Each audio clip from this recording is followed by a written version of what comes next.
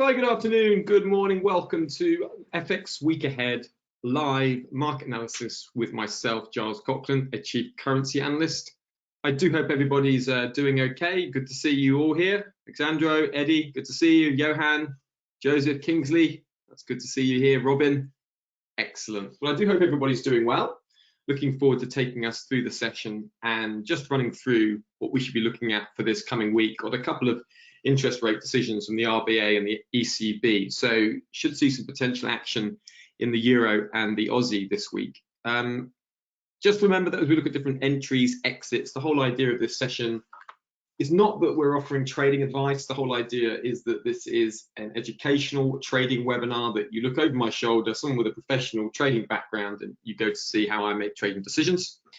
And the workshop webinar topic we'll be looking at will be trading the ECB rate decision. It's going to be a very interesting decision this week, and we've got opportunities to get ready for the Reserve Bank of Australia interest rate decision today.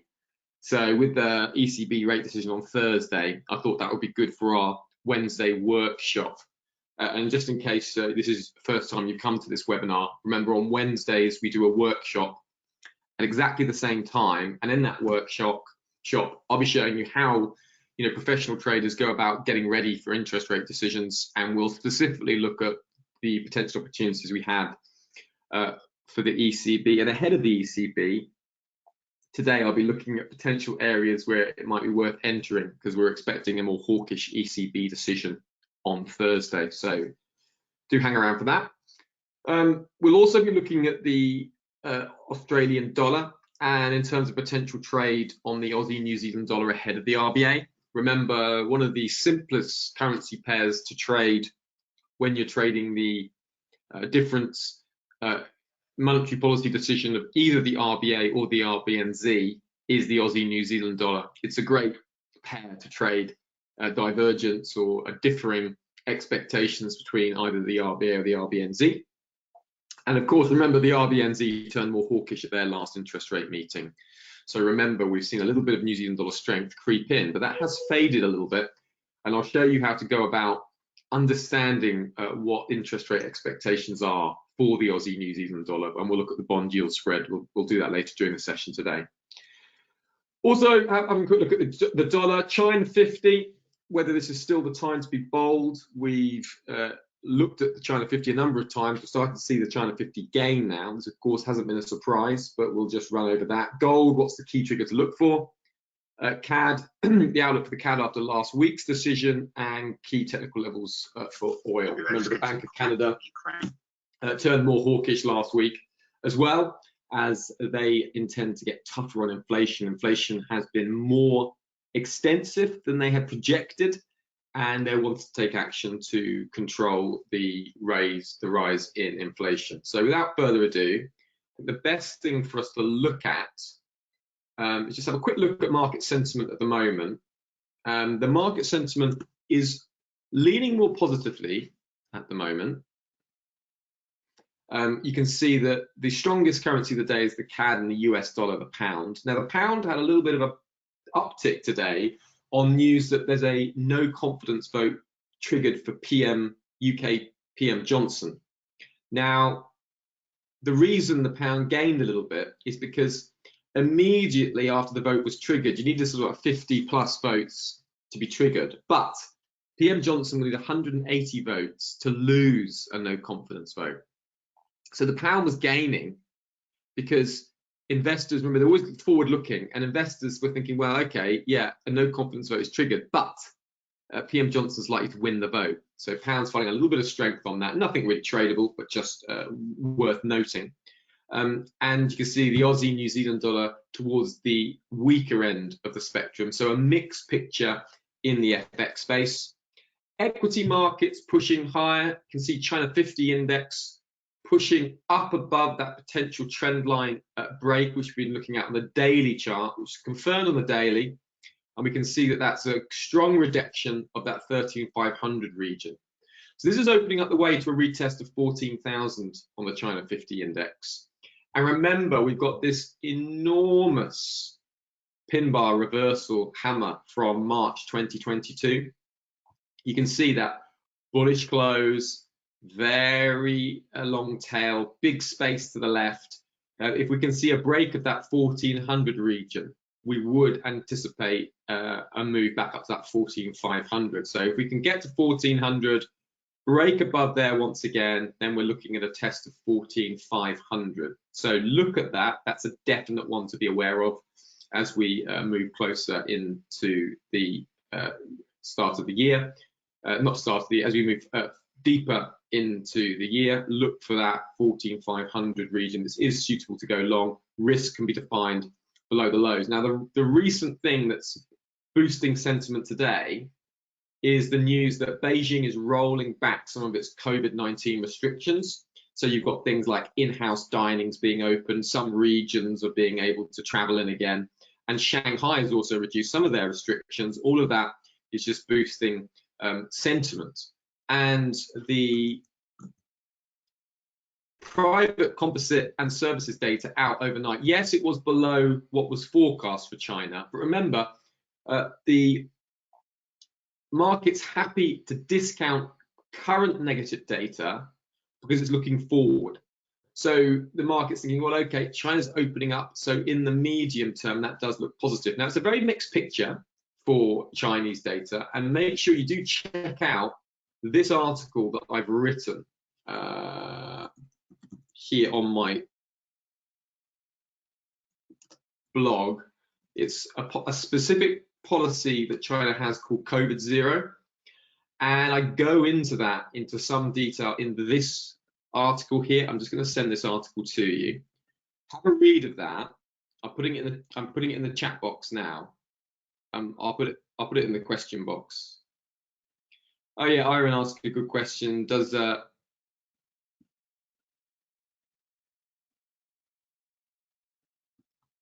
oops a daisy. That's my apologies. I'm just going to put this in the chat box now. Having a problem there. Okay, there we go.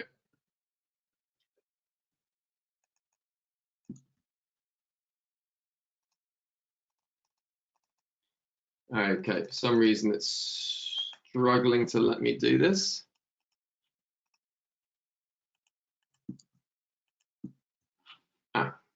That's very odd. For some reason I can't type into my box. Okay. Just go to blog.hycmlab.com. I don't know why that isn't working right now. That's a pretty odd thing. I've got a little technical problem on my end. Apologies, everyone.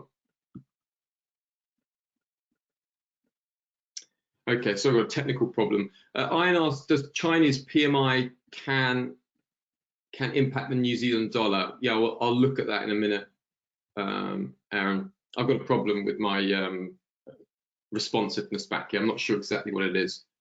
Okay, hopefully this will work okay. Do check out that China COVID Zero policy though. It's a very, very strict policy that China has, and exactly how they move on that, we'll have to see. There's the web page to look at. blog.hycmlab.com and just search COVID Zero in the search box. That's where the quickest way of getting there.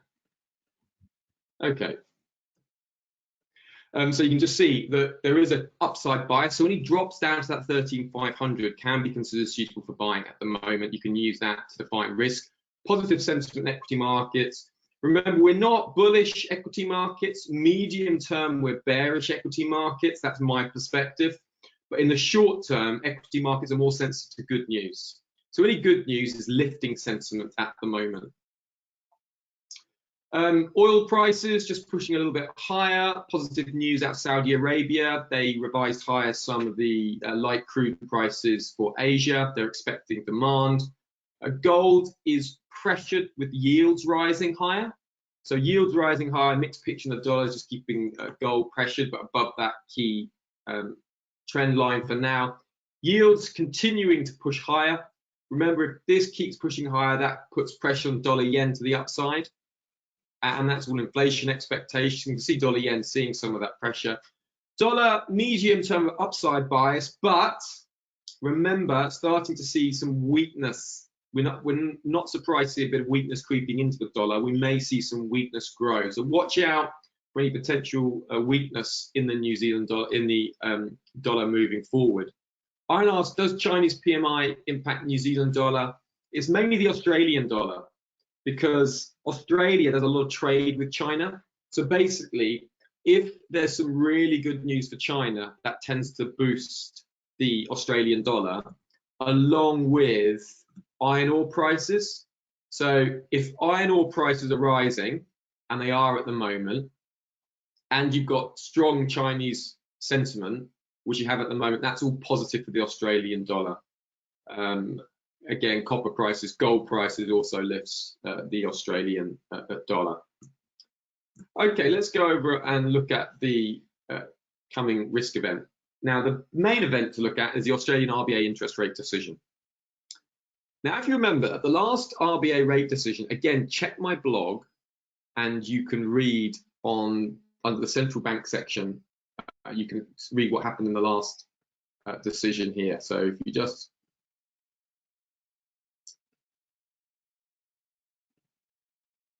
it's this one here.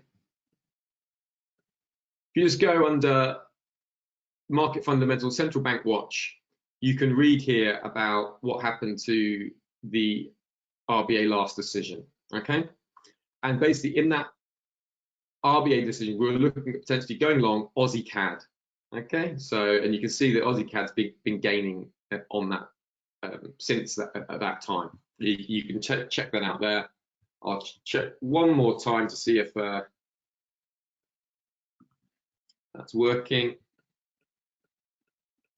For whatever reason, it still isn't. Okay, but there you can have a look at that there. Now, at this meeting, if you look at short-term interest rate markets, you can see what's expected. So there's a 100% chance of a 25 basis point rate hike. So current rate is 0.35%, and markets are expecting that to change by 25 basis points up to 60 basis points. So that's what's expected. It's expected to rise to 0.6%. Now, whenever you're trading interest rate decisions, that's the expectation, right? So because that's the expectation, if that happens, it's not a surprise. What we need to see for the Australian dollar to keep gaining is either a greater than 25 basis points interest rate hike, and Westpac, for instance, Goldman Sachs, do see a 40 basis points rate hike. So they see interest rates going up to 0.65, hang on, 25 plus 15, 0.75%. So Goldman Sachs, Westpac see it going up to 0.75%. That would boost the Australian dollar higher. Also, at their last interest rate decision, they mentioned about wages. And what they said about wages is that they're expecting the wage data to, wages to show inflationary pressure. Now, the last wage data print didn't show that. So it was a bit of a surprise. If we just, if we just look at this from, it was like middle of May it came in, right? So if we just look at this, and we'll just filter out.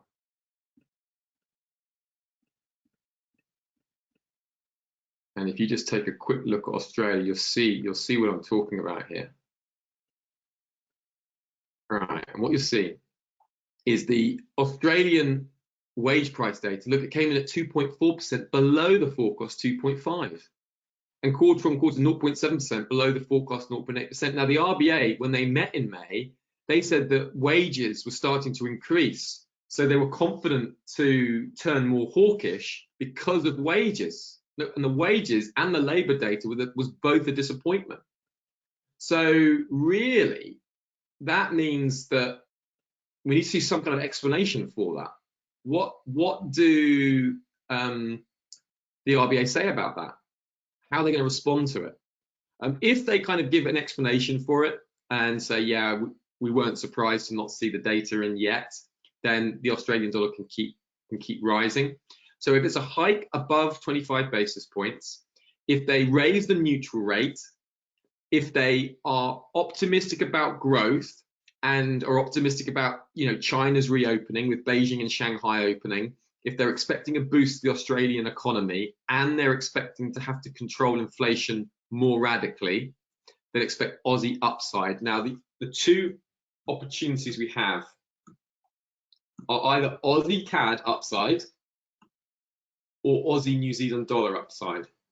Now, Aussie CAD, you can see here at that near-term support level.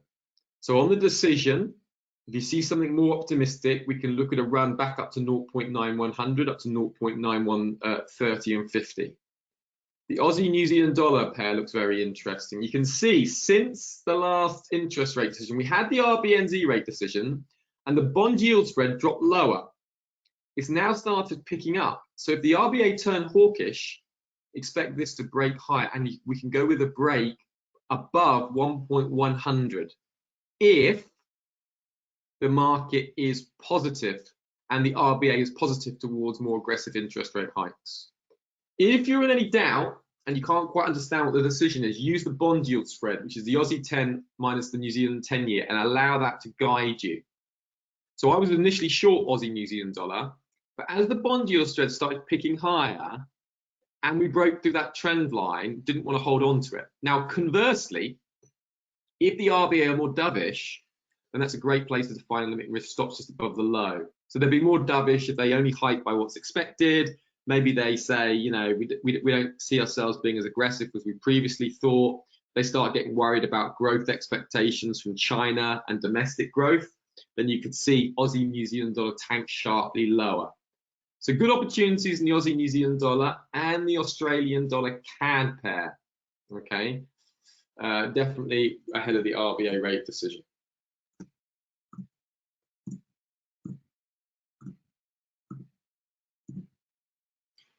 Obviously, the main risks to this is that the RBA just don't do anything and they just, you know, keep on expectations and expect, you know, very little reaction. On Wednesday, again, pretty quiet day. There isn't really much going on Wednesday. However, we do get into Thursday and we have the ECB rate decision. Now, this will be interesting. Again, the current expectations are here for the ECB. Expectations are that we'll see a 10 basis point rate hike, and that's a 65% probability. So that's grown since I've been looking at this over the last sort of few days and weeks. So investors are starting to think the ECB could hike by 10 basis points this week. Now, you can see here the decision rate is expected to stay at 0%. So if there is a hike, short-term interest rates marks haven't quite factored it in. So if they hike or they turn more aggressive, expect euro strength. And the best kind of pair that I would like for this would be the euro pound. Now, if you just take a look at euro pound,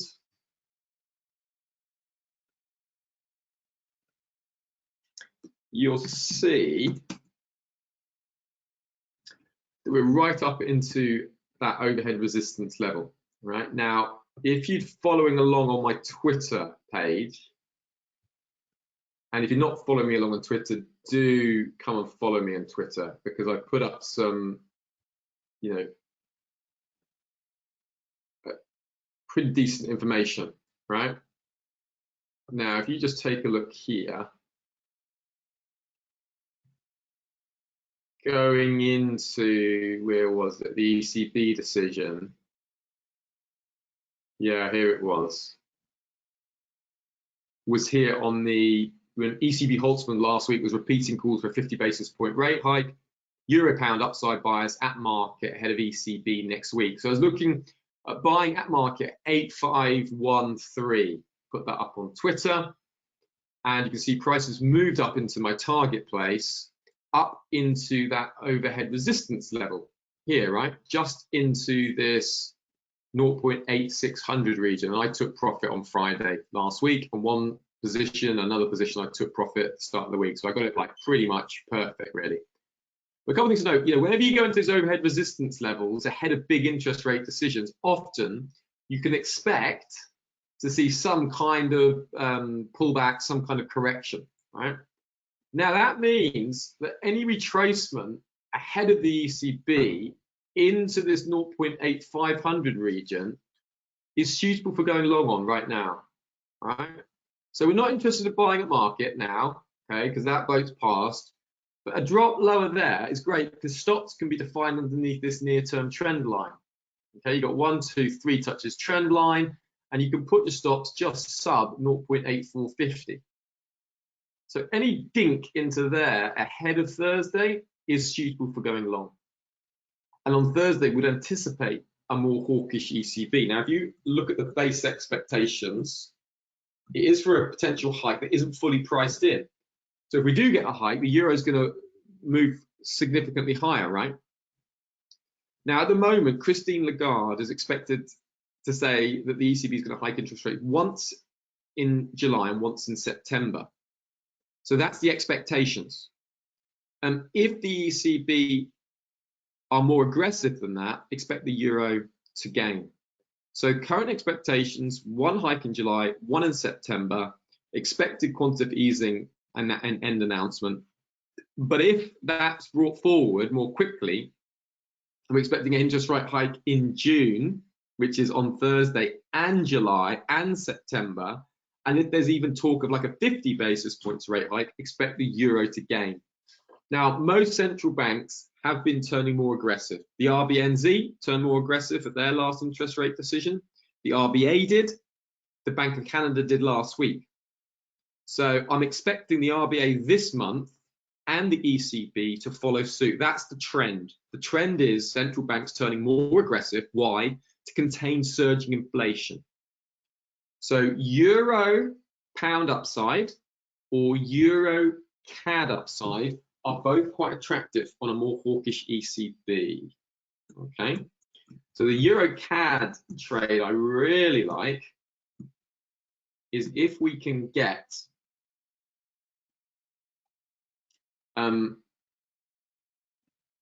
if we see, let's just reset this.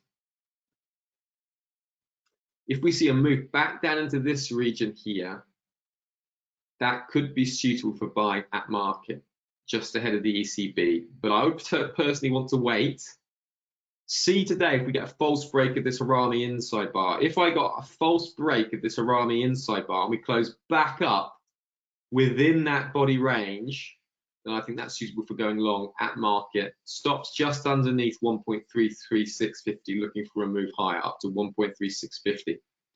Now, not sure we're going to get this, and again, it depends what the ECB do. But if you look at the bond yield spread between German 10-year bonds and Canadian 10-year bonds, you will see the bond yield spread is moving high. Now, it's moving a little bit lower today, but if we get a more hawkish ECB, that'll pick up again and it will drag price higher with it. So look out for that reaction on the Euro CAD.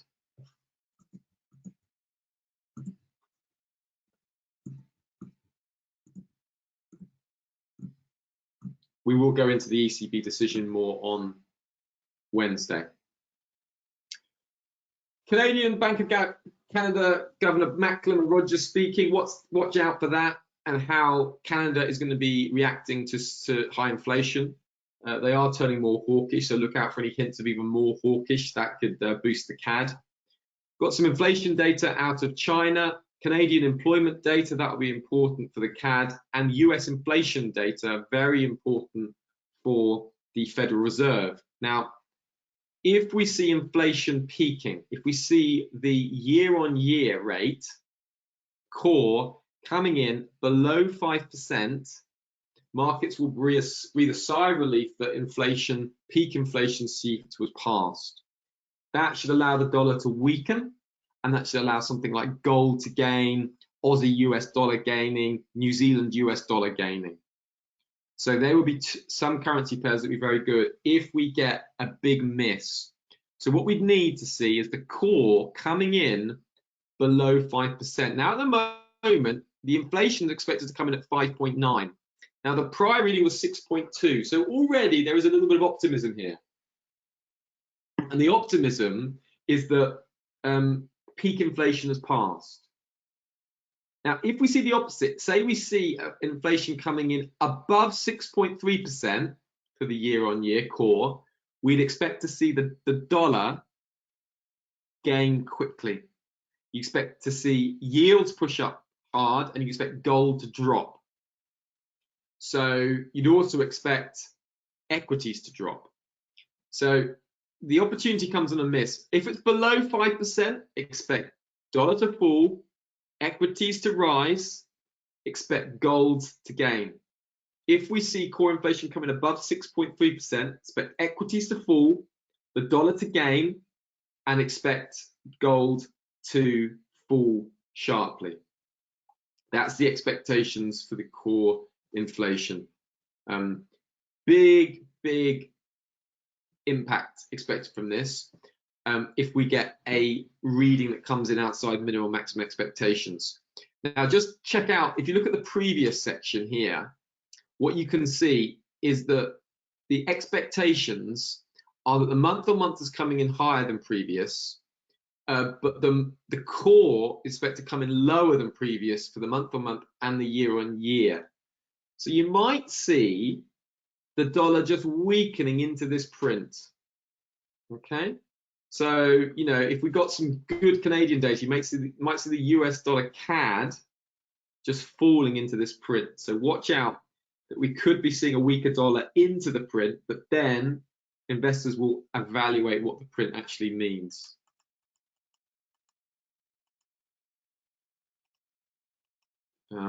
Can you ask that question again? It just popped up and disappeared. I've got a problem with my questions for some reason. Sorry, Ignatius. I've got this. Here we go. Do you use any of the indicators in the indicator pane to guide your entries and exit? Yes, I do, Ignatius. It's just called the TDI. Just Google TDI trading system.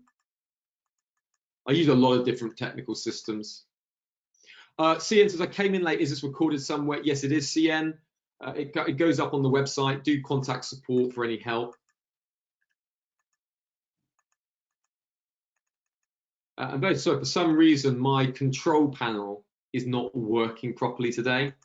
So, Aaron, one of your questions has just been deleted, and I'm not able to properly type replies to them.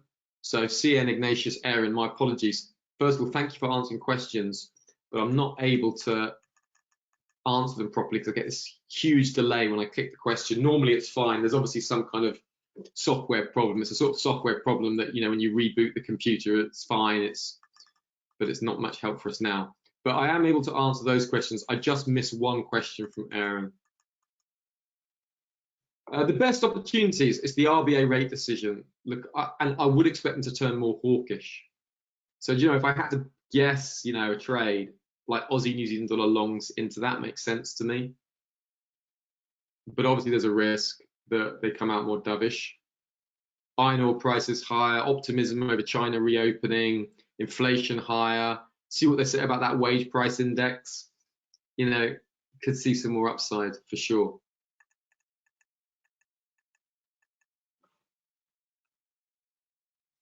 Yeah, so the PCE data, Aaron, I got your question, is the Fed's preferred data. It's to do with the way it's calculated and to do with the products that are used. So this inflation print, it's not the Fed's preferred method, but this is the first print that comes in for this month, right? And then the PCE data comes in the second half of the month. So normally this kind of sets the tone. So this should give some volatility, Aaron. Even though it's not the Fed's preferred data, the Fed prefers the PCE data. And it's to do with the way that the data is compiled. It's seen as a better reflection of inflation, if that makes sense. So this is not the favorite, but because it comes early in the month, here we are at June, it does tend to move the market. Okay, folks, I've got another appointment I've got to dash to. Don't forget, come back here on Wednesday and we will go through the ECB decision in detail and we'll have a look to see if there's any other interesting currency pairs ahead of it. For now, euro pounds from drops to 0.8500 makes sense. Ahead of that, definitely expecting a more hawkish response. But we'll look at the risks and the potential for them not to be so hawkish and what that might be in more detail on Wednesday. Okay, folks, been a pleasure. Thank you all very much for attending. Good to have you here. Yeah, you're welcome, Aaron. Thank you, CN. Thank you, Ignatius. Thanks, everyone. Kingsley, take care. Goodbye now.